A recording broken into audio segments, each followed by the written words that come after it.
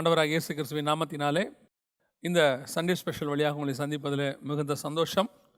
இன்றைக்கி நாம் வேத வசனத்தின் ஆதார வசனமாக வெளிப்படுத்தின விசேஷம் 17ஆம் அதிகாரம் 5வது வசனம்.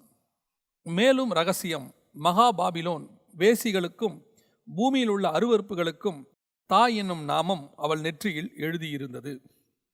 இந்த வசனத்திலிருந்து தான் நாம் இன்றைக்கி கர்த்தருடைய வார்த்தையை கவனிக்க போகிறோம். நாம் எல்லாம் கண்களை மூடி தேவ சமூகத்தில் ஆண்டவர் நோக்கி பார்க்க போகிறோம். சர்வ வல்லமையுள்ள எங்கள் தகப்பனே, இந்த அருமையான நாளுக்காக உமக்கு ஸ்தோத்திரம். மகிமையுள்ள கரத்தில் தாழ்த்துகிறோம். நீர் எங்களோடு கூட இடைப்படுங்கப்பா. நீங்கள் பேசுங்க. யார் யாருக்கெல்லாம் இந்த வார்த்தைகள் போய் சேரணுமோ, எப்படி சேரணுமோ கர்த்தர் அறிந்திருக்கிறீர்.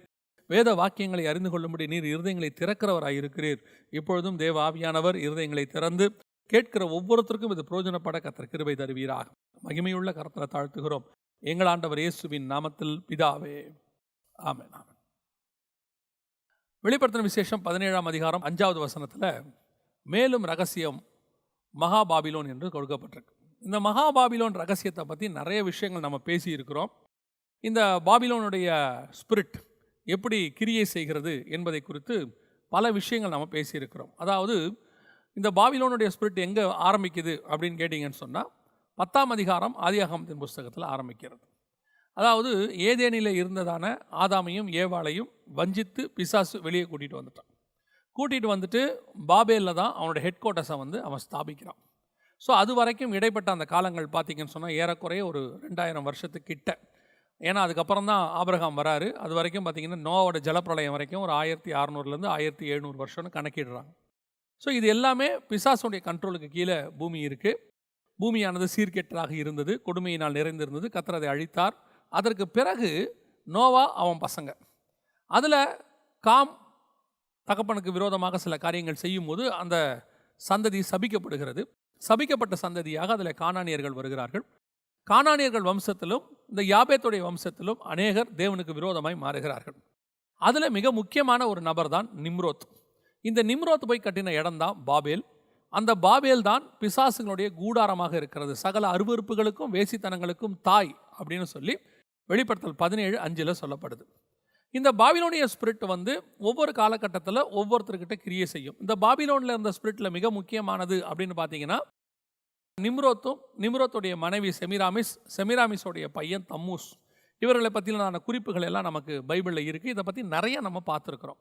ஆனால் இந்த வாட்டி எனக்கு ஒரு ஜெபத்தில் இருக்கும்போது உணர்த்தப்பட்ட ஒரு காரியத்தை தான் நான் உங்களுக்கு பகிர்ந்து கொள்ள விரும்புகிறேன். என்ன அப்படின்னு கேட்டிங்கன்னா, இந்த பாபேல் கோபுரத்தை முதலாக அவர்கள் கட்டுகிறார்கள். கட்டும்போது அவர்களுக்குள்ளே இருக்கக்கூடிய மிக முக்கியமான ஒரு சுபாவம், பிசாசு ஏற்படுத்தினதான ஒரு சுபாவம் என்ன அப்படின்றதான் பார்க்குறோம். அந்த சுபாவம் தான் அந்த பாபிலோனிய ஸ்பிரிட் இன்றைக்கி நம்ம எல்லாருக்குள்ளேயும் அநேகருக்குள்ளே அப்படிப்பட்டதான ஒரு எண்ணத்தை உருவாக்குகிறது. அதற்கு இடம் கொடுக்கிறவர்கள் அந்த பாபிலோனிய ஆவிக்கு இடம் கொடுக்கிறார்கள். அப்புறம் அந்த பாபிலோனிய ஆவியின் கண்ட்ரோலுக்கு அவங்க போய் விடுகிறார்கள்னு பார்க்குறோம். இப்போ அந்த பாபிலோனிய ஸ்பிரிட் அப்படின்னு சொல்லக்கூடியதனுடைய சுபாவத்தினுடைய மிக முக்கியமானது, பேசிக் அடிப்படை என்ன அப்படின்னு பார்த்தீங்கன்னா, ஆதியாகமத்தின் புஸ்தகம் 11ஆம் அதிகாரம் 4வது வசனத்தில், பின்னும் அவர்கள் நாம் பூமி எங்கும் சிதறி போகாதபடிக்கு நமக்கு ஒரு நகரத்தையும் வானத்தை அலாவும் சிகரமுள்ள ஒரு கோபுரத்தையும் கட்டி நமக்கு பேர் உண்டாக பண்ணுவோம் வாருங்கள் என்று சொல்லி கொண்டார்கள் அப்படின்னு இருக்கு. இப்போ இந்த 4வது வசனத்தில் சொல்லப்படுற மிக முக்கியமான விஷயம் இன்னும் நிறைய இருக்குது. இந்த இடத்துல அவங்க செய்யக்கூடிய சில காரியங்கள் எல்லாமே இங்கே இருக்கிறது. ஆனால் அது எல்லாத்த விட இந்த 4வது வசனத்தில் மிக முக்கியமான சில விஷயங்கள் சொல்லப்படுது. அதுதான் இன்றைக்கும் திருச்சபைக்கு அச்சுறுத்தலாக இருக்கக்கூடியதான ஒரு காரியம். அது அடிப்படையில் கிரியை செய்கிறத பார்க்க முடியுது. அதனால தான் இதை நம்ம இன்றைக்கி ஆராய்ந்து பார்க்குறோம். இப்படிப்பட்ட சுபாவங்கள் நமக்குள்ளே வரக்கூடாதுன்னு பார்க்குறோம். 4வது வசனத்தில் இருக்குது, பின்னும் அவர்கள் நாம் பூமி எங்கும் சிதறி போகாதபடிக்கு அப்படின்னு இருக்கு. பூமி எங்கும் சிதறி போகாதபடிக்கு நாம் ஒரு இடத்துல கூடியிருப்போம் அப்படின்னு சொல்லி அவங்க டிசைட் பண்ணுறாங்க. இந்த டிசிஷன் தப்பா அப்படின்னு கேட்டிங்கன்னு சொன்னால், இன்றைக்கி உலக பிரகாரமாக நான் எப்பவும் சொல்லுவேன், ஒரு விஷயத்தை நாம் ரொம்ப கரெக்டாக புரிஞ்சுக்கணும். ஹெவன்லி கவர்மெண்ட் ரூல் அப்படின்னு ஒன்று இருக்குது, கிங்டம் ரூல். அதாவது ராஜ்ய பாரம். அவர் ராஜாவாக இருக்கிறார், நம்முடைய ஆண்டவர் ராஜா.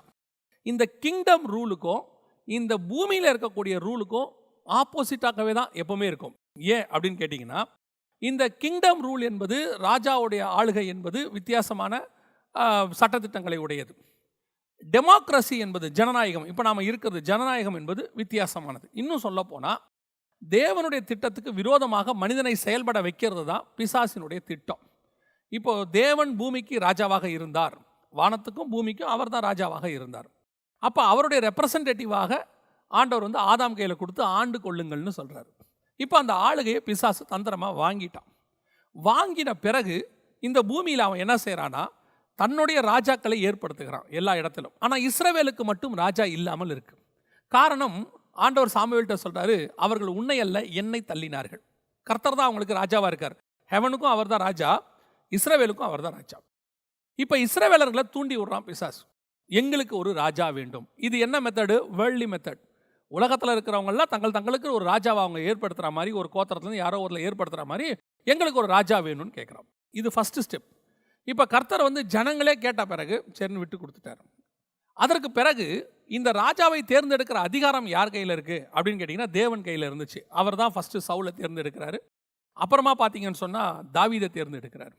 இப்போ இதற்கு விரோதமாக பின்னாட்களில் புரட்சிகள்லாம் ஏற்பட்டு தேவன் தேர்ந்தெடுக்கக்கூடாது, எங்கள் ராஜாவை நாங்களே தேர்ந்தெடுக்கணும், அப்படி வந்தது தான் இந்த டெமோக்ரஸி, இந்த மாதிரி காரியங்கள்லாம்.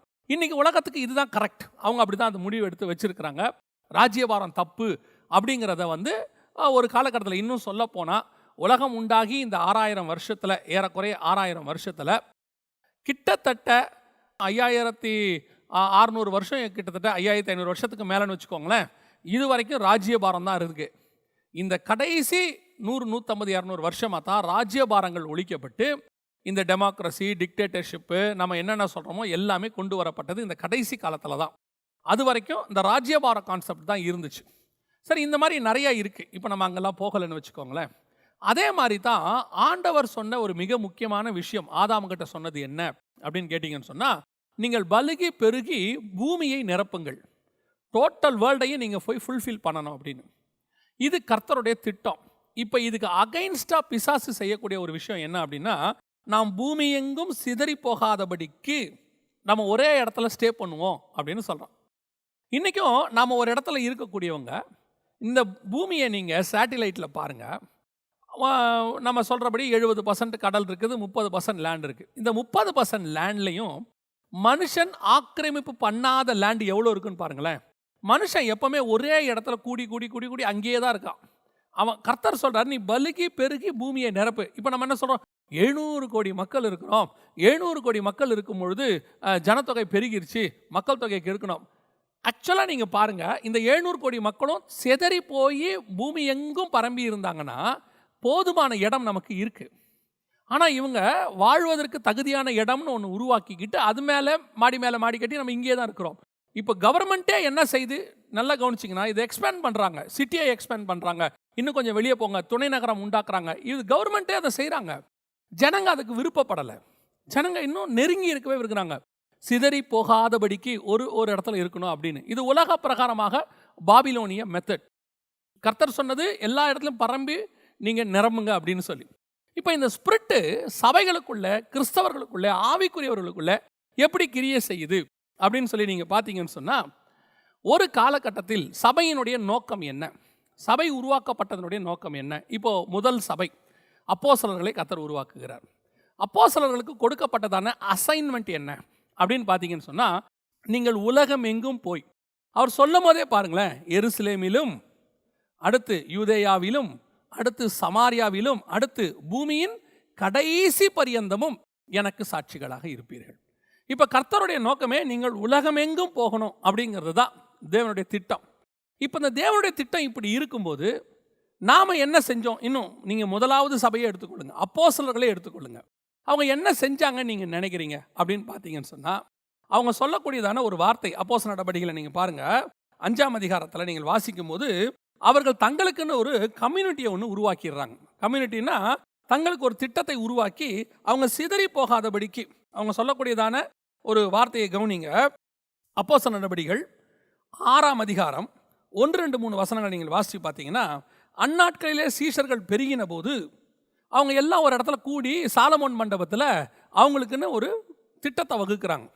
வகுத்து என்ன பண்ணுறாங்க, அவங்க சொல்கிறாங்க, உங்களுக்கு நீங்களே இந்த பந்தி விசாரிப்புக்காரங்க இதெல்லாம் ஏற்படுத்திக்கங்க, நாங்களோ வென்றால் ஜெபம் பண்ணுவதிலும் தேவ வசனத்தை போதிக்கிற ஊழியத்திலும் இடைவிடாமல் தரித்திருப்போம் அப்படின்னு இருக்கு. இந்த யோசனை சபையார் எல்லாருக்கும் பிரியமாய் இருந்தது. அதற்கு பிறகு என்ன நடக்குது அப்படின்னு பார்த்தீங்கன்னா, இவங்க கொஞ்சம் பேரை செலக்ட் பண்ணுறாங்க, கைகளை வைக்கிறாங்க. ஆனால் பரிசுத்த ஆவியானவர் என்ன செஞ்சாரு? திருவுளம் பற்றினாரா? அவங்கள செலக்ட் பண்ணாரான்னா எதுவுமே இருக்காது. ஏன்னா அது தேவ திட்டம் இல்லை. தேவ திட்டம் இவங்க சாலமோன் மண்டபத்தில் இருக்கிறது இல்லை. தேவ திட்டம் பரிசுத்தாவி வர வரைக்கும் எருசலேமில் இருக்கிறது. அதற்கு பிறகு அவர்கள் பூமி எங்கும் சிதறி போவது. இதுதான் காடோடைய பிளான். ஆனால் இவங்க என்ன பண்ணுறாங்க? பரிசுத்தாவி வந்தாச்சு, ஜனங்களுக்குள்ள ரிவைவல் வர தொடங்கிருச்சு. 3000 பேர் 5000 பேர் ரட்சிக்கப்படுறாங்க. இப்போ ரட்சிக்கப்பட்டவங்களாம் அடுத்து என்ன செய்யணும்? அத்தனை ரெடி பண்ணி இவங்களை பூமி எங்கும் சிதறி போக பண்ணணும். ஆனால் என்ன நடக்குது? இவர்கள் சிதறி போகாதபடிக்கு ஒரு இடத்துல சாலமன் மண்டபத்தில் கூடுறாங்க. ஒரு இடத்துல கூடி வந்துட்டு இப்போ அடுத்த லெவலுக்கு போகிறாங்க. பிரச்சனை வர ஆரம்பிக்குது. அடுத்த லெவலுக்கு போகிறாங்க. என்ன பண்ணுறாங்க? நாங்கள் ப்ரேயருக்குன்னு ஒரு குரூப் உருவாக்கிட்டோம், நாங்கள் டாப்பில் இருப்போம், அதுக்கு அடுத்த ஒரு லெவல் நீங்கள் இருங்க, நீங்கள் தான் இதெல்லாம் பார்த்துக்கணும் அப்படின்னு ஒரு செட்டப் உருவாக்குறாங்க. இது தேவனுடைய திட்டமா? கர்த்தர் பூமி எங்கும் சிதறி போக சொன்னார். சிதறி போகாமல் ஒரு இடத்தில் தங்குவது என்பது பாபிலோனிய ஸ்பிரிட்டோடைய வேலை. பாபிலோனில் தான் அவங்க சொல்லுவாங்க, நம்ம பூமி எங்கும் சிதறி போகாதபடிக்கு. கர்த்தர் என்ன பண்ணார்னு நீங்கள் நினைக்கிறீங்க? அப்போஸ்தலர் நடவடிக்கைகள் 8ஆம் அதிகாரம் 4வது வசனம், சிதறி போனவர்கள் எங்கும் திரிந்து சுவிசேஷ வசனத்தை பிரசங்கித்தார்கள் அப்படின்னு இருக்கு. அதோடைய அர்த்தம் என்ன அப்படின்னா, இவர் எருசலேமிலும் யூதேயாவிலும் சமாரியாவிலும்னு சொல்லியிருக்கிறாரு. இவங்க எருசலேமிலும் யூதேயாவிலுமே இருக்கிறாங்க, சமாரியாவுக்கு பிளானே இல்லை. இப்போ கர்த்தர் சிதறி போக பண்ணார். 8ஆம் அதிகாரத்துலேருந்து பாருங்கள், சமாரியாவில் நடக்கும் எல்லாமே. சமாரியாவில் பிலிப்பை பற்றி தொடங்கிடும். அதுக்கப்புறம் பாருங்க, ஆண்டவர் அங்கிருந்து சிதறி போக பண்ணுவார். எங்கே போவோம்? உலகம் எங்கும் போகும், கிரேக்க தேசத்துக்கு போகும், பவுல் வந்துருவார், அதுக்கு பிறகு எல்லாம் போகும். அப்போ காடோடைய பிளான் எக்ஸ்பேன்ஷன். காடோடைய பிளான் உலகம் முழுவதும் போகுதல். கர்த்தருடைய சித்தம் பூமியை நிரப்புதல், போய் சகல ஜனங்களுக்கும் சுவிசேஷம். இன்னைக்கு நாம இதே பாபிலோனர்கள் பண்ண தப்ப நாம செஞ்சுக்கிட்டு இருக்கிறோம். என்ன செஞ்சிட்டு இருக்கிறோம்? யாரும் போகக்கூடாது, எங்கேயும் போகக்கூடாது, எல்லாருமே ஒரே இடத்துல இருக்கணும். எப்படி இருக்கணும்? அன்னைக்கு சாலமோன் மண்டபத்தில் கூடி இருந்த மாதிரி, 11ஆம் அதிகாரம் ஆதியாகமத்தின் புத்தகத்தில் சொன்ன மாதிரி, நாம் எங்கும் சிதறி போகக்கூடாதுன்னு சொல்லி 5000 பேர் 10,000 பேர் 20,000 பேர் ஒரே இடத்துல தான் நின்று தேவனை ஆராதிக்கணும். எல்லாரும் கூடி வர்றது தப்பு கிடையாது. அவங்கள ரெடி பண்ணி சர்ச் என்பது சபனா சொல்றது கட்டடம் அல்ல, நாம கூடுகை. இந்த கூடுகை என்பது உலகம் எங்கும் சிதறி போக வேண்டியது. இது ஒரே இடத்துல கூடி இருக்கக்கூடியது அல்ல, அது ராங் ஸ்பிரிட். அப்படி ஒரே இடத்துல 25 வருஷம் 10 வருஷம் 30 வருஷம் நீங்க இருக்கிறீங்கன்னு சொன்னா இது தேவனுடைய திட்டத்துக்கு அகைன்ஸ்ட். கர்த்தர் அப்படி ஒரு செட்டப்பை உருவாக்கவே இல்லை. நீங்க எடுத்துக்கொள்ளுங்க, எத்தனை பேர் ஒரே இடத்துல 30 வருஷம் இருந்திருக்கிறாங்க பாருங்க. அப்படி இருக்கவே இருக்காது. பூமி எங்கும் சிதறி போகுதல், எல்லா இடத்துக்கும். நம்மகிட்ட ஆண்டவர் சபைக்குள்ள ஏன் ஆளை அனுப்புறாரு? ஒரு நிரந்தர அடிமையை அனுப்பி வைக்கிறார்னு நினைக்கிறீங்களா? 3 தலைமுறைக்கு ஒரு விசுவாசியை நமக்கு கொடுக்குறாரு நீங்க நினைக்கிறீங்களா? அல்ல. அது உள்ள ஒரு சுவிசேஷங்க இருக்கான், அது உள்ள ஒரு போதகன் இருக்கிறான், அது உள்ள ஒரு மெய்ப்பன் இருக்கான், அதுக்குள்ள ஒரு தீர்க்கதரிசி இருக்கான். அதை கண்டுபிடிக்க வேண்டியது சபையினுடைய வேலை. சபை நான் சொன்னால் உடனே எல்லாருமே கோச்சிக்கிறாங்க, சபைக்கு விரோதமாக பேசுகிறோம், பாஸ்டர்ஸை பேசுகிறோம். இல்லவே இல்லை. அங்கே வர ஒவ்வொருத்தருக்குள்ளையும் பணக்காரன் ஆகிறதான ஸ்பிரிட் மட்டும் இல்லை. வரவனை அத்தனை பேரையும் ஆசீர்வாதம் பேசி உன்னை பிஸ்னஸில் பெரிய ஆள் ஆக்குவார், உன்னை இப்படி ஆக்குவார், அப்படி ஆக்குவாருன்னு சொல்கிறோம். நீங்கள் யோசிச்சு பாருங்க, நம்ம சபைக்கு 100 பேர் வரான், எத்தனை பேர் ஊழியக்காரனாக வரான்? அதில் எத்தனை பேர் ஊழியக்காரனாகிறான்? இல்லை அழைப்பு வேணுமே, அவனுடைய அழைப்பை நீங்கள் பைபிளில் எடுத்து பாருங்கள். என்ன அழைப்புன்னு யோசித்து பாருங்கள். வெளிப்படுத்தின விசேஷம் 1ஆம் அதிகாரம் 5-6 வசனம் என்ன சொல்லுது? நம்மை ராஜாக்களும் ஆசாரியருமாய் அழைத்திருக்கிறார். காடோடைய பிளானே நம்முடைய அழைப்புக்குள்ள 2ம் இருக்கு, ராஜாக்களும் ஆசாரியரும். ராஜானா பூமிக்குரிய ராஜா இல்லை, அது நம்ம நல்லா தெரிஞ்சுக்கணும். நம்ம ராஜாக்களுக்கு என்ன இன்டர்பிரேஷன் கொடுக்குறோம்? பூமியில் ஆசீர்வாதமாக கிங் மாதிரி இருக்கணும், நாம் இங்கே பெரிய ராஜ்யபாரம் காட்டணும், அதை சொல்லலை. இயேசு கிறிஸ்து மெல்கிசேதேக்கின் முறைமையின்படி ராஜாவும் ஆசாரியருமாய் இருக்கிறார். அப்போ இயேசு ராஜாவாக இருந்தாரா பூமியில்? ஆனால் அவரை ராஜான்னு தான் கூப்பிட்டாங்க. யூதரின் ராஜான்னு சொன்னாங்க, கழுத மேலே உட்கார வச்சு கூட்டிகிட்டு வந்தாங்க. பிலாத்து எழுதி போட்டார், யூதருக்கு ராஜாவை பிறந்திருக்கிறவர் எங்கேன்னு எழுதி போட்டார். அப்போ இயேசு கிறிஸ்து ராஜாவா? இயேசு கிறிஸ்து 2 வகையான ஊழியத்தை உடையவராக இருந்தார். அந்த மெல்கிசேதேக்கின் முறைமையில் 2 இருக்கு. அதில் முதல்ல அவர் ஆசாரியத்துவ ஊழியத்தை முடித்திருக்கிறார், இன்னும் ராஜ்யபாரம் வரவில்லை. பிதா சொல்றாரு, உம்முடைய சத்துருக்களை பாதபடியாக்கி போடும் வரைக்கும் நீர் என்னுடைய வலது பார்சத்திலே உட்கார்ந்துருக்கிறாரு. 1000 வருஷ அரசாட்சி பின்னாடி வரும். அதனால தான் வசனம் சொல்லுது, அவரோடு கூட பாடுகளை சகித்தோமானால் அவரோடு கூட ஆளுகையும் செய்வோம். மரித்தவர்கள் உயிர்த்து அவரோடு கூட அரசாண்டார்கள். அந்த ஆளுகையை தான் சொல்லுது. அப்ப இப்ப நமக்கு கொடுக்கப்பட்டிருக்கிறது என்ன? ஆசாரியத்துவம். உள்ள வந்திருக்கிற அத்தனை பேரையும் ஆசாரியத்துவத்துக்குள்ள கர்த்தர் கொண்டாந்துருக்கிறாரு. மெல்கிசேதேக்கின் முறைமையில உங்ககிட்ட கொடுக்கப்பட்டவன் அத்தனை பேருக்குள்ளேயும் ஒரு ஆசாரியத்துவம் இருக்கு. அவன் லேவியனா இருக்கலாம், ஆசாரியனா இருக்கலாம், பிரதான ஆசாரியனா இருக்கலாம், என்ன மினிஸ்ட்ரின்னு கண்டுபிடிக்கணும். புதிய ஏற்பாட்டை பொறுத்த வரைக்கும் சுவிசேஷகனாக இருக்கலாம், மெய்ப்பனாக இருக்கலாம், போதகனாக இருக்கலாம், தீர்க்கதரிசியாக இருக்கலாம். அவனுக்குள்ள என்ன இருக்கு? நம்ம இன்னைக்கு எத்தனை பேர் அப்படி கண்டுபிடிக்கிறோம்? எத்தனை பேர் அப்படி உருவாக்குகிறோம்? இல்லை நம்முடைய பிராக்டிஸ் அவனை உருவாக்கக்கூடியதாக இருக்கிறதா? அவனை நம்ம அப்படி செஞ்சுருக்கிறோமா? முதல் பேசிக் அடிப்படையிலேயே எனக்கு ஒரு திட்டம் வருது. அது வந்து நான் இப்போ சொல்லுவேன், சபைன்றது கூட இல்லை, எல்லா ஊழியர்களுக்குள்ளேயும், ஒரு எவாஞ்சலிஸ்டுக்குள்ளேயும் சரி, ஒரு தீர்க்கதரிசிக்குள்ளேயும் சரி, இந்த பாபிலோனிய ஸ்பிரிட் கிரியை செய்யுது. என்ன ஸ்பிரிட் கிரியை செய்யுது? என்ன கிட்ட ஒருத்தன் வந்துட்டான், ஒரு விசுவாசி என்கிட்ட வந்துட்டானா அவனை தக்க வச்சுக்கணுங்கிற எண்ணம் எனக்கு வருது. அவனை தக்க வச்சுக்கிறதுக்கு நான் என்ன பண்ணுறேன்? ஒரு டேட்டா பேஸை உருவாக்குகிறேன். ஒரு டேட்டா பேஸை உருவாக்கி அவனுக்கு நான் என்ன பண்ணுறேன்? மாதம் என் மினிஸ்ட்ரியை பற்றின இன்ஃபர்மேஷன் அவனுக்கு கொடுக்குறேன். கொடுத்துட்டு என் தேவைகளை அவங்ககிட்ட நான் சொல்கிறேன். சொல்கிறது மாத்திரம் இல்லாதபடிக்கு, அவன் என்னை விட்டு போயிடாதபடிக்கு, என்னை மறந்துடாதபடிக்கு 1ஆம் தேதி அவனுக்கு ஒரு வாழ்த்து செய்தியை நான் அனுப்பி விட்றேன், வாக்குத்தத்த செய்தியை கொடுக்குறேன். அவன் பர்த்டேக்கு நினைவு பண்ணி அவனுக்கு நான் வந்து என்ன செய்கிறேன்? ஒரு பர்த்டே விஷ் அனுப்புகிறேன். அப்புறம் பண்டிகை நாளுக்கு அவனுக்கு ஒரு செய்தி கொடுக்குறேன். இப்படி நான் அவனை என் கான்டாக்ட்லேயே வச்சுக்கிறேன். I am not talking only about the church, I am talking about the ministers of God. Not only pastors, even all the evangelist. ஒரு டேட்டா பேஸை உருவாக்கி அவனை நம்மக்கிட்ட தக்க வச்சுக்கிறோம். அப்படி யார் சொன்னது? அதுக்கு தான் சபை இருக்குது. அவனை உருவாக்கத்துக்கு தான் சபை இருக்குது. ஒரு எவாஞ்சலிஸ்டோடைய வேலை எது வரைக்கும் இருக்குது? ஒரு எவாஞ்சலிஸ்டோடைய வேலையை அவனை ரட்சிப்புக்குள்ளே நடத்தி, ஆண்டவர்களை நடத்தி, ஒரு மெய்ப்பன் கையில் ஒப்படைக்கிற வரைக்கும் யார்கிட்ட இருக்குது? ஒரு எவாஞ்சலிஸ்டோடைய வேலை. பிலிப்பை எடுத்துக்கொள்ளுங்க, காந்தாகா மந்திரிக்கு எல்லாத்தையும் சொல்கிறாரு, விவரமாக சொல்கிறாரு, ஞானசானம் வரைக்கும் நடத்துகிறாரு. அதற்கு பிறகு பிலிப்பு காணப்படாமல் போனான். அப்போ அதுக்கப்புறம் எவாஞ்சலிஸ்ட் காணப்படக்கூடாது. அதுக்கப்புறம் அந்த ஆத்மாவுக்கும் எவாஞ்சலிஸ்ட்டுக்கும் என்ன சம்மந்தம் இருக்குது? அதை அப்படியே தூக்கி ஒப்படைச்சிட்டு, மெய்ப்பன் கையில் ஒப்படைச்சிட்டு, நீங்கள் பார்த்துக்கோங்க, இனிமேட்டு உங்கள் வேலை. பேதுருவும் யோவானும் அங்கே வருகிறார்கள். பிலிப்பு என்ன செய்கிறாரு? அந்த ஆத்மாக்கள் இன்னும் பரிசுத்தாவியை பெறாது இருக்க போது அவர்கள் கையில் கொடுத்துட்டு அவர் ஒதுங்கிடுறாரு. அவ்வளோதான், எவாஞ்சலிஸ்டோடைய வேலை முடிஞ்சிருச்சு. வேலை ஓவர். இன்றைக்கி நாம் எவாஞ்சலிஸ்ட்டுகள் என்ன செய்ய நினைக்கிறோம்? நமக்கு ஒரு டேட்டா பேஸை உருவாக்க நினைக்கிறோம். நமக்கு ஒரு க்ரௌடு, நம்ம ஒரு மீட்டிங்கு, அப்புறம் வாரம் சந்திக்கிற எவாஞ்சலிஸ்ட்டு, அப்புறம் கொஞ்ச நாள் எவாஞ்சலிஸ்ட்டுக்கிட்ட வரக்கூடிய விசுவாசிலாம் சேர்ந்து என்ன சொல்லுது? எங்களுக்கு இந்த மாதிரி சத்தியத்தை எங்கள் சபையில் கூட கொடுக்கறதில்ல, எங்கள் பாஸ்டர் கூட கொடுக்கறதில்ல, நீங்களே ஏன் ஒரு சர்ச்சை ஆரம்பிக்கக்கூடாது? ஆரம்பிக்கும் போது எவாஞ்சலிஸ்ட் ஆரம்பிக்கிறவர் அப்புறம் வந்து பாஸ்டர் ஆகி, ரெவரண்ட் ஆகி, அப்புறம் பிஷப் ஆகி, அழைத்த அழைப்பும் கிருபா வரவங்களும் மாறாதவைகள்னு இருக்கும்போது இது எப்படி மாறுது? என்ன? சிதறி போகக்கூடாது, எல்லாம் எங்கிட்ட இருக்கணும், வச்சுக்கணும். விசுவாசி அப்படியே, அதுவும் நல்ல பிஸ்னஸ் மேன் கொடுக்குற விசுவாசியாக இருந்தால் அவனை ஸ்பிரிச்சுவல் ஸ்டாண்டர்ட்லேயே வளர விடாமல் பிஸ்னஸ் ஸ்டாண்டர்டில் வளர வைக்கிறது. கர்த்தர் ஒன்று ஆசீர்வதிப்பார். உபாகம் 1:11 படி அப்படி ஆக்குவார், இதன்படி இப்படி ஆக்குவார். அவனை இன்னும் பிஸ்னஸ் பெருகும். எப்போ அவன் ஆவிக்குரிய வாழ்க்கையில் பெருகுவான்?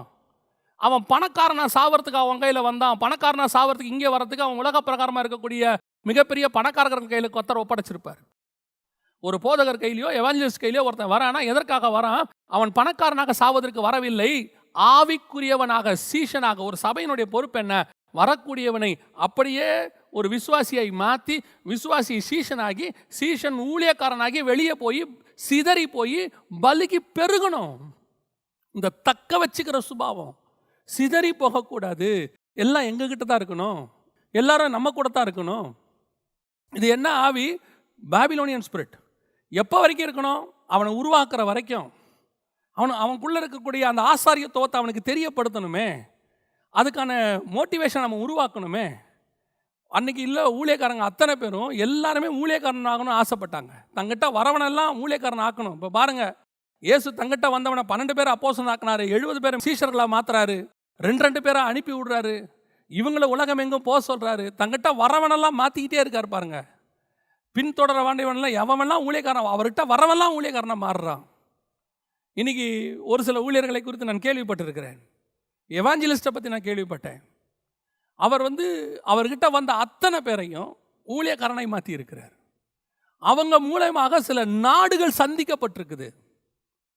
ஏன்? ஒரு சிலருடைய ஊழியங்கள் சில நாடுகளில் ரேடியோ வழியாக போய் அங்கே ஊழியர்கள் உருவாகுறாங்க. இன்னைக்கு நாம் அந்த மோட்டிவேஷனில் இல்லை. அதைத்தான் நான் சொல்ல வரேன். நல்லா கவனிச்சுக்கொள்ளுங்க. எலியா கையில் வந்தவங்க எல்லாருமே தீர்க்கதரிசிகளின் புத்திரர். எலியா விசுவாசிகளை தனியாக மெயின்டைன் பண்ணி தீர்க்கதரிசிகள் புத்திரர் தனியாக மெயின்டைன் பண்ணாரா? இவங்கெல்லாம் மினிஸ்ட்ரியில் இருக்கட்டும், நீங்கள்லாம் மாதம் மாதம் சந்திக்கிறதுக்கு நீங்கள் இருங்க, அப்போ தான் எங்கள் மினிஸ்ட்ரி டெவலப் ஆகும். இன்றைக்கி என்ன சொல்கிறாங்க? எல்லாருமே ஊழியத்துக்கு வந்துட்டா கொடுக்கறது யார்? கொடுக்கறது நீங்களா? கர்த்தர். நீங்கள் கொடுக்காவிட்டால் காக்கா கொடுக்கும். காக்கா கொடுக்காவிட்டால் பரலோகத்திலிருந்து தூதனை வச்சு அனுப்புவார். 5000 பேருக்கு சாப்பாடு போடணுன்னா யார் கொடுத்தாங்க? அதை மிராக்கலாக கர்த்தர் நடத்துவார். என்னைக்கு மனுஷனை நம்பி ஊழியம் நடக்குதோ அன்னைக்கு வரைக்கும் தக்க வைக்கிற மினிஸ்ட்ரி இருந்துக்கிட்டு தான் இருக்கும். என்னைக்கு இவன் கொடுக்கறதுனால தான் நம்ம வணக்கிறோம், இவனை விட்டுறக்கூடாதுன்னு என்ன வருதோ அப்போ நீங்கள் அவனை விட மாட்டீங்க. நான் மனுஷனை நம்பி அல்ல, கர்த்தரை நம்பி ஊழியம் பண்ணுகிறேன். எங்கிட்ட டேட்டா பேஸ் இருக்கக்கூடாதுன்னு நான் ரொம்ப ஸ்ட்ராங்காக சொல்வேன். நான் யாருக்கும் வாழ்த்து செய்தி அனுப்பவே மாட்டேன், பர்த்டேவை நினைவு கூற மாட்டேன். அதுக்கு நான் அவங்க எங்கிட்ட வரல, நான் அதுக்கு அவங்களுக்கு இல்லை. சத்தியத்தை கொடுக்கறதுக்கு தான் நம்ம இருக்கிறோம், அவ்வளோதான். எதுக்கு சொல்கிறேன்? No expectations. We are only born by the spirituality. அதை தாண்டி நீங்கள் நினைவு வச்சுக்கிட்டு அன்பா அவங்களுக்கு வாழ்த்து செய்தி சொல்கிறீங்க, அதெல்லாம் உங்கள் இஷ்டம். ஆனால் இதுக்காகவே வாழ்த்து செய்தி சொல்கிறது, தக்க வச்சுக்கிறதுக்குனே அதுக்குன்னே ஒரு கேலண்டர் போடுறது, அதுக்குன்னே ஒரு டைரி போடுறது இல்லை, இது ராங். இந்த சிதறி போகணும். உங்ககிட்ட வரவன் எத்தனை பேர் ஊழியக்காரனாங்கிறது தான் உன் சாவில் உனக்கு இருக்க போகிற மேன்மை தெரியுமா? எங்கிட்ட வந்தவங்கள எத்தனை பேர் ஊழியக்காரனாய் மாறினா, அதுதான் பாண்டு, அதுதான் மேன்மை. சாகும்போது என்னை சுற்றிலும் எத்தனை ஊழியக்காரன் நிற்கிறான்னு பார்க்கணும், எத்தனை கிளை விட்டுருக்கிறேன், எத்தனை பிரான்ச்சஸ் போயிருக்கு. முதலாவதாக பாபிலோனிய ஸ்பிரிட், பூமி எங்கும் சிதறி போகாதபடி கர்த்தர் சொல்கிறாரு, சிதறிப்போ, எல்லா பக்கமும் சிதறிப்போ. உங்ககிட்ட வரவனை உருவாக்கணுங்கிற மைண்டு உனக்கு இருக்கணும். இதை எப்படி உருவாக்கலாம் பாருங்கள். ஸ்கூலுக்குள்ளே பிள்ளைகளை கூட்டிகிட்டு வராங்க. அங்கே வர பிள்ளைகளில் என்றைக்காவது அந்த டீச்சர்ஸ் நினைப்பாங்களா, இதில் ஒரு 50% மூட்டை தூக்க போக்கும், 50% சாதாரண ஒரு வேலை பார்க்க போகுது, இது ஒரு 2 தான் இன்ஜினியர் ஆகும், 1 தான் டாக்டர் ஆகும்னு இல்லை. அங்கே வரவங்க அத்தனை பேரும் நல்லா இருக்கணும்னு அந்த டீச்சர் நினைப்பாங்க. அப்படி நினச்சாதான் அந்த டீச்சர், அவங்க தான், அப்போ தான் அவங்க நல்ல டீச்சர். அதுக்கடுத்து அப்படியே ஃபில்டர் பண்ணுறாங்க. ஃபில்டர் பண்ணி நல்லா கவனிச்சு பாருங்கள். அந்த 10th முடியும் போது அத்தனை பேருக்கும் ஆளுக்கு ஒரு குரூப் இருக்குது. இதில் எங்கேயாவது இது உருப்படாது, இதுக்கு மேலே இதுக்கு வாய்ப்பு இல்லை அப்படின்னு சொல்கிற குரூப் ஏதாவது இருக்கா? இல்லை. அவன் லெவலுக்கு ஒரு குரூப்பை வச்சு எல்லாரும் வாழ்க்கையில் முன்னேறணும்னு நினைக்கிறாங்க.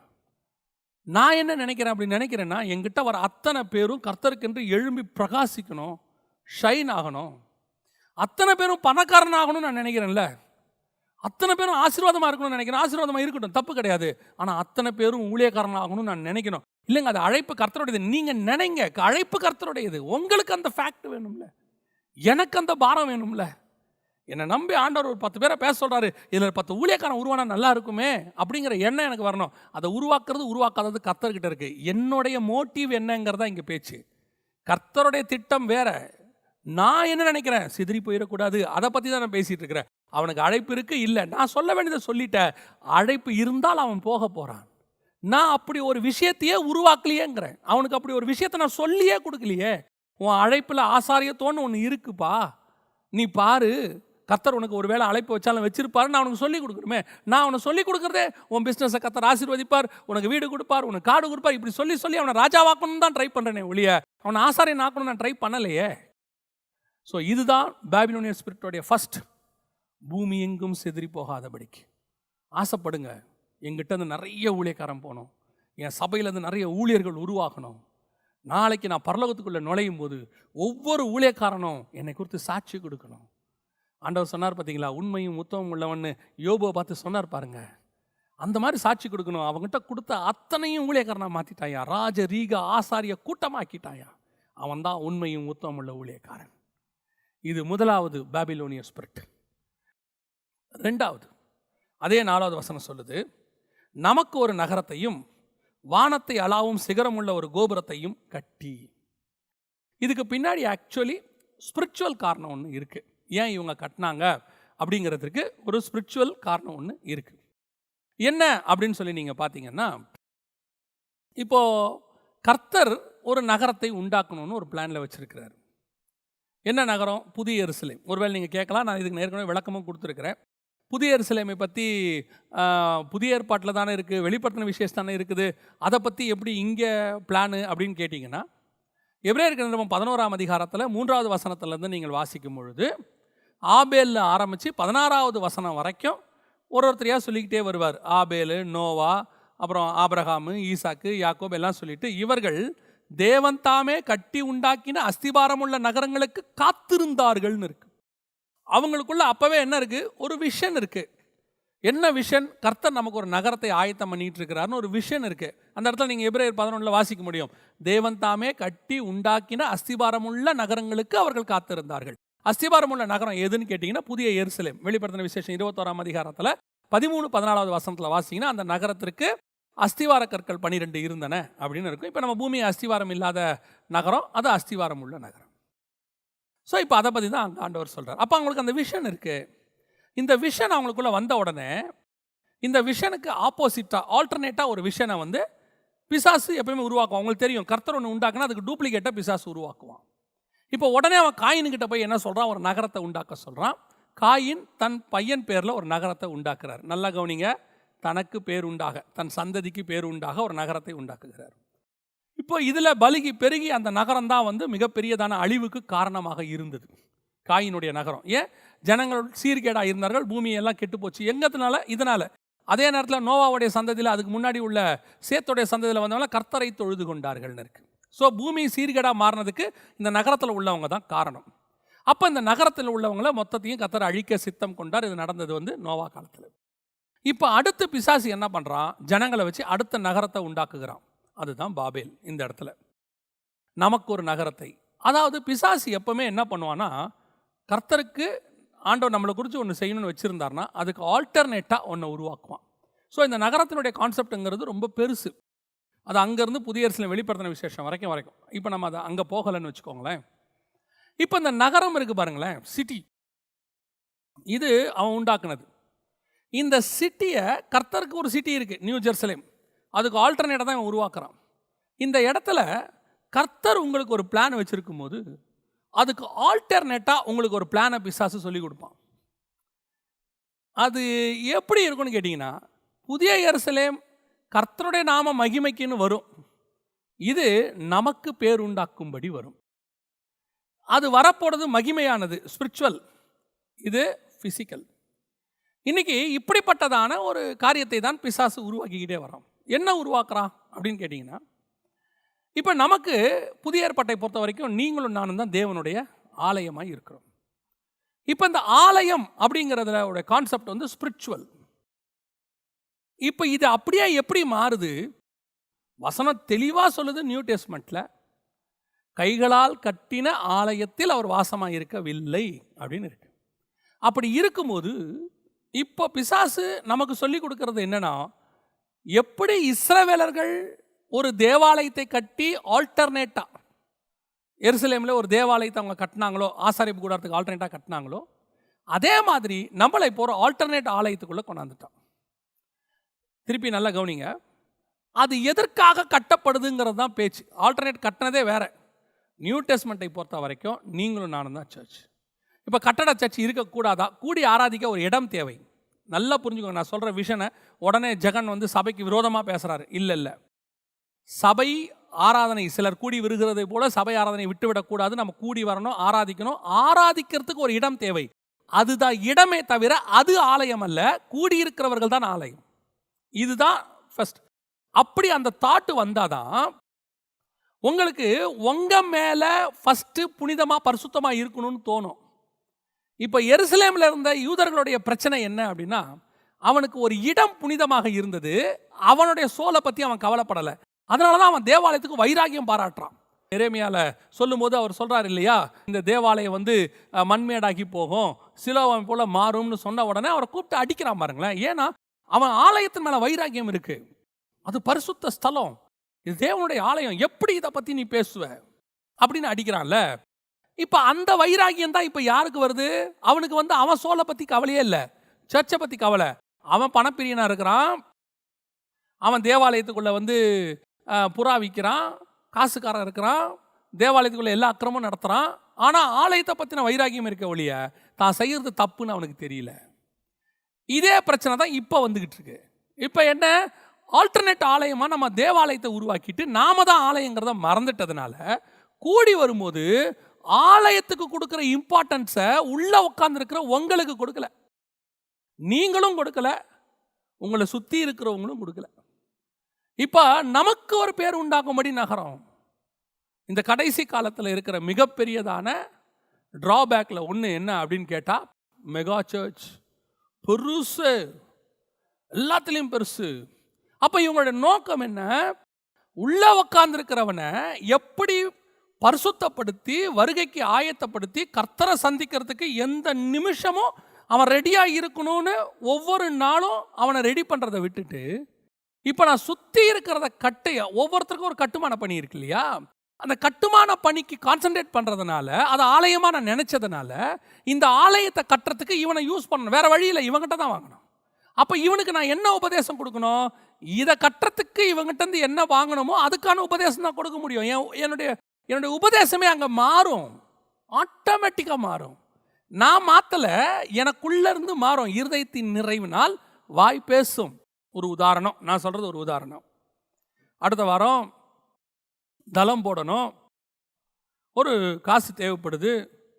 இப்போ இந்த வாரம் இத்தனை கோடி கட்டணும், இந்த வாரம் இத்தனை லட்சம் கட்டணும் அப்படின்னு எனக்கு சொல்லிட்டாங்கன்னா, அது வரைக்கும் வெறும் சத்தியத்தையே பேசிக்கிட்டு இருந்தேன்னா, கர்த்தருடைய வசனத்தை தவிர வேற எதையுமே பேசாது இருந்தேன்னா, என் சத்தியத்தை மட்டுமே கேட்க வந்திருக்கிற ஜனங்க கிட்ட காசை பற்றி பேச தொடங்குவேன், இவ்வளோ தேவை இருக்குன்னு பேச தொடங்குவேன்.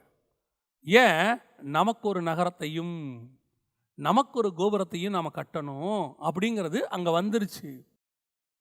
இப்போ கர்த்தர், இப்போ ஒருவேளை நீங்கள் ஆராதிக்கிறதுக்கு ஒரு இடம் வேணும், சிதறி போக முடியாது, அல்லது மழை வெயில் அடிக்குது, நமக்கு ஒரு இடம் வேணும் அப்படின்னு சொல்லி கர்த்தர் விரும்பினா என்ன நடக்கும் தெரியுமா? என்ன நடக்கும்? கர்த்தர் உனக்கு அந்த விஷனை கொடுத்தா அந்த விஷனை நிறைவேற்றுற ஆளை அவரே கூட்டிகிட்டு வருவார். அவரே வருவார், பாஸ்டர் ஆண்டவர் இந்த இடத்த உங்ககிட்ட கொடுக்க சொன்னார், சோத்திரம், பிரைஸ் தி லார்ட். இது ஃபர்ஸ்ட் கன்ஃபர்மேஷன். அடுத்து, இதை கட்டுவதற்கான ஆட்கள் தானாய் வருவார்கள், அதை கொடுக்கிறவர்கள் எங்கிருந்தும் வருவார்கள். யூதருக்கு ராஜாவும் வீட்டுக்குள்ளே இருந்தா கிழக்கிழந்து வானசாஸ்திரி கொண்டு வந்து பொண்ணு அவன் பாதத்தில் வச்சிருவான், அவ்வளோதான். நீங்கள் போதும் அப்படின்னு சொல்கிற அளவுக்கு கொண்டு வந்து வச்சிருவான். அது கர்த்தர் கட்ட சொல்லலை அப்படின்னா நீங்கள் வாழ்நாளெல்லாம் வேணும் வேணும்னு தான் கேட்டுக்கிட்டே இருப்பீங்க. கர்த்தர் கட்ட சொன்னால் ஒரு இடத்துல நீங்கள் போதும்னு சொல்லுவீங்க. ஏன், கர்த்தர் சொன்னார்னா ஒரு ப்ராஜெக்ட், அந்த ப்ராஜெக்ட் அந்த இடத்துல முடிஞ்ச பிறகு அதுக்கப்புறம் தேவை இருக்காது, போதும், அவ்வளோதானே. எப்போ நீ 10 வருஷமாக வேணும் வேணும் வேணும்னு கேட்டுக்கிட்டே இருக்கியோ அப்போ அது கர்த்தர் கட்ட சொன்னது இல்லை. கர்த்தர் இப்படி கட்ட சொல்ல மாட்டார், அதுக்குரிய ஆளை அவரே அனுப்புவார், அதுக்கு பிளான் போடுறவனை அனுப்புவார், சித்திர வேலை செய்கிறவனை அனுப்புவார், ஞான இருதயம் உள்ளவனை அனுப்புவார், யூகித்து செய்கிறவனை அனுப்புவார், எல்லாம் வந்து செஞ்சு கொடுப்பாரு. நம்ம வேலை சூப்பர்வைஸ் பண்ணுறது மட்டும் இருக்கும். If God have a plan on you. இப்போ நான் எனக்கு ஒரு நகரத்தை உண்டாக்க விரும்புகிறேன், எனக்கு பேர் உண்டாக்க. இந்த தமிழ்நாட்டிலேயே பெரிய சர்ச் இருந்து எனக்கு ஆல் ஓவர் த வேர்ல்டு எல்லா சிட்டிலையும் ஆஃபீஸ் இருக்கணும், எனக்கு எந்த ஸ்டேட்டில் இறங்கினாலும் அங்கே ஒரு வீடு இருக்கணும், இருக்கு. இப்படி ஒரு ஆசை எல்லாருக்கும் இருக்கு. இதனால் யாருக்கு பிரயோஜனம் நீங்கள் நினைக்கிறீங்க? தேவன் எங்கிட்ட கொடுக்குற ஆள் ஆலயமாக்கிறதுக்கு தான் உள்ளே வரான், அவனை வச்சு ஒரு ஆலயத்தை உருவாக்குறதுக்கு இல்லை. உள்ளே வரவன்லாம் ஆலயமாக மாறணும், அவன் ஆலயத்தை போய் அவன் ஆலயங்கள் உருவாக்கணும். நான் இப்போ எந்த மோட்டிவில் இருக்கேன், இப்போ ஆட்டோமேட்டிக்காக என்னுடைய மெசேஜே மாறும். அப்போ அவன் எதுக்கு வந்தான்? ஆத்ம பசிக்கு வந்தான். இப்போ நான் அவனை எப்படி பயன்படுத்துகிறேன்? ஒரு ஏடிஎம் மிஷினாக பயன்படுத்துகிறேன். ஆட்டோமேட்டிக்காக ஏடிஎம் மிஷினாக பயன்படுத்துங்க, வாங்குங்க, அது வேறு விஷயம். ஆட்டோமேட்டிக்காக அவன் ஆத்மாவுக்கு தேவையான அந்த சாப்பாடு அந்த 45 நிமிஷத்தில் அவனுக்கு கிடைக்காம போயிடுச்சு. இப்போ சில நேரத்தில் நீங்கள் சாப்பிடாம போனீங்கன்னு வச்சுக்கோங்களேன், யாருக்கும் தெரியாது. ஒரு வேளை நீங்கள் சாப்பிடலைன்னா யாருக்கும் தெரியாது. தாய் மட்டும் கண்டுபிடிச்சிருவாங்க, அது வேறு விஷயம். மற்ற யாருக்கும் அது தெரியாது. அப்படி நீங்கள் போவீங்க, ஒரு தண்ணி கிண்ணி குடிச்சிட்டு அப்படி போவீங்க. யாரும் உங்களை கேட்க மாட்டாங்க, சாப்பிட்லையே நீ, இந்த வேலை சாப்பிடல போலையே, உடம்புல ஒரு சேஞ்சஸ் வந்திருக்கு அப்படின்லாம் ஒன்றுமே தெரியாது. அதுக்கப்புறம் 2வது வேலை சாப்பிடலன்னு வச்சுக்கோங்க, 3வது வேலை சாப்பிடலன்னு வச்சுக்கோங்களேன், ஆட்டோமேட்டிக்காக உங்களுக்குள்ளே சேஞ்சஸ் வர தொடங்கும். அதே மாதிரி தான் நீங்கள் முதல்ல போய் சபைக்கு போய் உங்கள் ஆத்மாவுக்கு தேவையான வசனம் கிடைக்கலன்னு வச்சுக்கோங்களேன், உடனே உங்களுக்கு தெரியாது, உடனே உங்கள் ஆத்மா வீக் ஆகாது. ஏற்கனவே போட்ட ஆகாரத்தில் கொஞ்சம் ஸ்ட்ராங்காக தான் இருக்கும். அப்புறம் 1 வாரம், அப்புறம் 1 மாதம், அப்புறம் 2 மாதம், ஆட்டோமேட்டிக்காக உங்கள் ஆத்மா ஒரு தொய்ந்து போகிற அனுபவத்துக்கு வரும். இப்போ ஆட்டோமேட்டிக்காக நீங்கள் ஸ்பிரிச்சுவலி வீக் ஆகுவீங்க. நீங்கள் ஸ்பிரிச்சுவலி வீக் ஆகும்போது உங்கள் பேச்சு மாறும், நீங்கள் பார்க்கறது மாறும், உங்களுடைய ஸ்பிரிச்சுவாலிட்டியோட சென்சிட்டிவ்னஸ் மாறும். ஒரு ஷார்ப்னஸ், ஸ்பிரிச்சுவல் ஷார்ப்னஸ் உங்களுக்கு ஒன்று இருந்திருக்கும், அது குறைஞ்சிருக்கும். அப்போ இதெல்லாம் தப்புன்னு அப்படி ஷார்ப்பாக உணர்ந்த நீங்கள் அப்புறம் அதே காரியத்தை ரொம்ப கேஷுவலாக உட்காந்து செஞ்சிட்டு இருப்பீங்க. இதுக்கு காரணம் நீங்கள் ஒரு பக்கம், இன்னொரு பக்கம் உங்களுக்கு ஆத்மாவை வீக் ஆகிட்டே போகுது. ஏன் இங்கே வரக்கூடிய சாப்பாடு எந்த சாப்பாடாக இருக்குது? உங்கள் ஆத்மாவுக்கு தேவையான சாப்பாடு வரல, உன் சரீரத்துக்கு தேவையான சாப்பாடு வந்துட்டுருக்கு. ஸோ எனக்கு ஒரு நகரத்தை நான் உண்டாக்கணுங்கிற தாட் எனக்கு வரவே கூடாது. எனக்கு ஒரு நகரத்தை அவர் உண்டாக்கிக்கிட்டு இருக்கிறாரு. என்னுடைய வேலை எங்கிட்ட வந்தவனை நான் சபையாக மாற்றணும், அவனை ஆலயமாக மாற்றணும். அப்போ ஒரு ஊழியக்காரனுக்கு இந்த பூமியில் எதுவுமே இல்லையா? ஆஸ் பர் வேர்ஸ் எதுவுமே இல்லை, ஆஸ் பர் வேர்ஸ் இல்லை. சில நேரத்தில் ஆண்டவரே சில காரியங்களை செய்ய சொல்கிறாரு. நோவாவை பேழை கட்ட சொன்னார், நெகேமியாவை அலங்கம் கட்ட சொன்னார், மோசேயை ஆசாரிப்பு கூடாரம் கட்ட சொன்னார், சாலமோனை தேவாலயம் கட்ட சொன்னார்.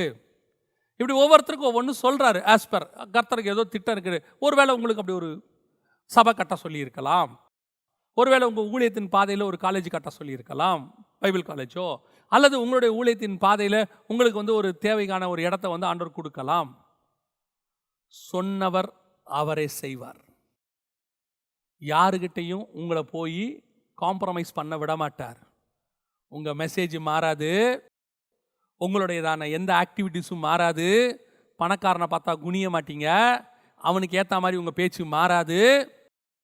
நீங்கள் எந்த இடத்துலையும் உங்கள் ஸ்பிரிச்சுவல் ஸ்டாண்டர்டு மாறாமல் இருக்கும். இது சத்தியத்தை பேசிட்டு போயிட்டே இருப்பீங்க.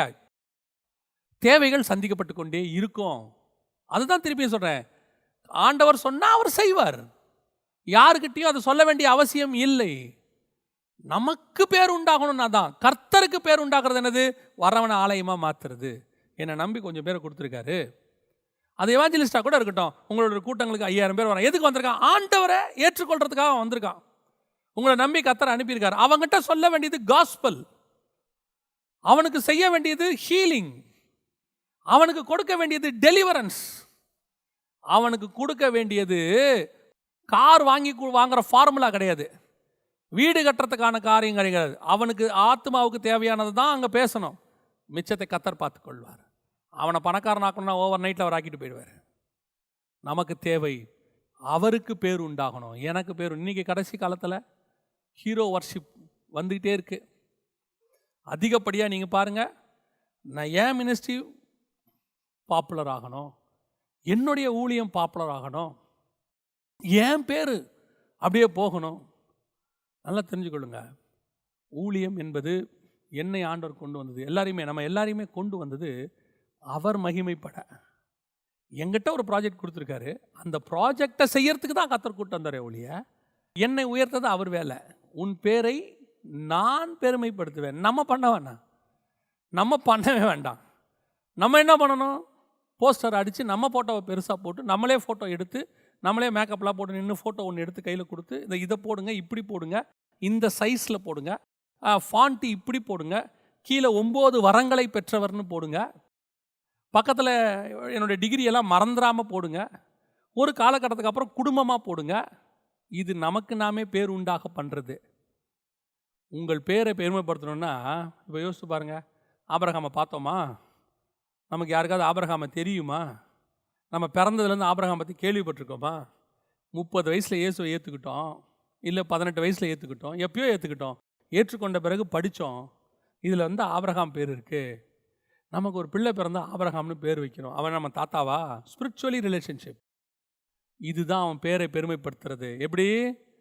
எங்கேயோ இருந்த சினையார் தேசத்தில் கல்தேயர் பட்டணத்தில் பிறந்த ஒரு நாடோடியாய் ஊராய் சுற்றி கொண்டிருந்த ஒரு கூடார வாசியின் பெயரை தமிழ்நாட்டில் பிறந்த எதையோ ஒரு மூலையில் இருக்கிற ஒரு பிள்ளைக்கு நான் வைக்கிறேனே, இதுதான் பேரை பெருமைப்படுத்துதல். எனக்கு நானே போடுறது பேரை பெருமைப்படுத்துறது இல்லை. ஒரு பத்திரிகையை போட்டால் முதல் பேஜிலேருந்து கடைசி பேஜ் வரைக்கும் ஃபோட்டோ, எல்லா பேஜ்லேயும் ஃபோட்டோ இருக்குது, எல்லா பேஜ்லேயும் ஃபோட்டோ இருக்குது, விதவிதமாக இருக்குது. அது உங்கள் பத்திரிக்கை, நீங்கள் போட்டுக்கோங்க, தப்பு கிடையாது. என்னை நானே பிரஸ்தாபப்படுத்துவதற்காக இங்கே வரவில்லை. அவர் பெருகவும் நான் சிறுகவும் வேண்டும். இன்றைக்கி பவுலை பாருங்கள், நம்ம பார்த்தோமா பவுல் எப்படி இருப்பார்? இன்றைக்கும் டிபேட் நடக்குது. பவுல் உயரமாக இருப்பார், குட்டையாக இருப்பார், அவருக்கு ஒரு கண் இருக்காது, என்னென்னமோ சொல்கிறாங்க, கருப்பாக இருப்பார், விரும்பத்தக்க ரூபம் அவருக்கு இல்லை, என்னென்னமோ சொல்கிறாங்க பவுலை பற்றி. என்ன வேணால் இருந்துட்டு போட்டோங்க. எங்கேயோ பிறந்த பவுல் பேரை இன்னைக்கு வைக்கிறான் பாருங்க, 2000 வருஷம் கழிச்சியும் வைக்கிறான் பாருங்க. இதுதான் கர்த்தர் பேரை பெருமைப்படுத்துதல். நாளைக்கு நீ போன பிறகு இப்படி ஒரு ஊழியக்காரன் இருந்தான், இவன் பேரை என் பிள்ளைக்கு நான் வைப்பேன்னு என்னைக்கு நினைக்கிறானோ அன்னைக்கு தான் உன் பேர் பெருமைப்படுது. இன்னைக்கு எத்தனை ஊழியக்காரங்க பேர் மறக்கப்பட்டு போச்சு, எத்தனை ராஜாக்கள் பேர் மறக்கப்பட்டு போச்சு, எத்தனை சயின்டிஸ்ட் பேர் மறக்கப்பட்டு போச்சு, எத்தனையோ நோபல் பிரைஸ் வாங்கினவங்க பேரெல்லாம் மறக்கப்பட்டு போச்சு. உலக சரித்திரத்தையே புரட்டி போட்ட எத்தனையோ அரசர்கள் பேர் இன்னைக்கு மறக்கப்பட்டு போச்சு. ஹிஸ்ட்ரியில் கூட இல்லை, இன்னைக்கு இல்லை. ஆனால் ஒன்றுமே இல்லை, கர்த்தருக்கு கீழ்ப்படிஞ்ச யாக்கோபுடைய பேரும், ஈசாக்குடைய பேரும், ஆபிரகாமுடைய பேரும், இன்னைக்கு யோவானுடைய பேரும், பேதுருவுடைய பேரும் இன்னைக்கு வருதே. ஏன்? 2000 வருஷம் கழிச்சு இருக்கே. ஏன்? அதுதான் உண்மையிலேயே பேரை பெருமைப்படுத்துதல். அவர் பெருக நீ வாழ்ந்தால் உன் பேரை அவர் பெருமைப்படுத்துவார். நமக்கு பேர் உண்டாகணும், நீ எதையாவது செஞ்சீங்கன்னு வச்சுக்கோங்க, 3 தலைமுறைக்குள்ளே காணாமல் போயிடும். 3ஆவது தலைமுறை நீ இருக்க மாட்ட, உன் தலைமுறையில் உன் பேரையே இல்லாமல் பண்ணிவிடுவாங்க. எப்போவுமே நினைக்கணும், கர்த்தருக்கு பேர் உண்டாக நான் இருக்கணும்.